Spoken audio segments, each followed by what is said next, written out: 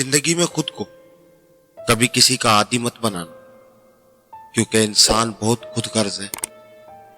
जब आपको पसंद करता है तो आपकी बुराई भूल जाता है, और जब आपसे नफरत करता है तो आपकी अच्छाई भूल जाता है।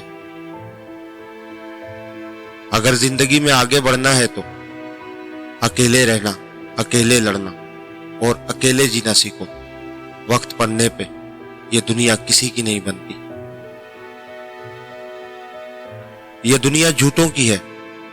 यहाँ कामयाबी सिर्फ उसे मिलती है जो चालाकियां और मकारियां करता है। हम जैसे लोग तो वफादारियां निभाकर भी महरूम रह जाते हैं।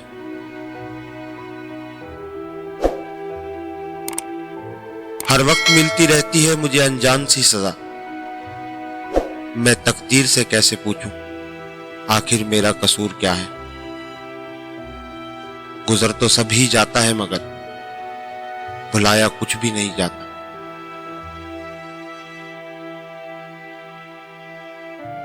अब मुझे क्यों लगती है ये ठोकरें मां, अब तो चप्पल भी मैं सीधी पहनता हूं।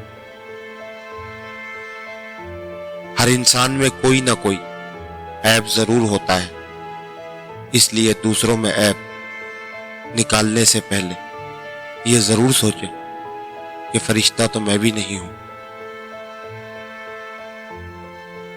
तमाशा जिंदगी का था, लेकिन फनकार सारे अपने निकले।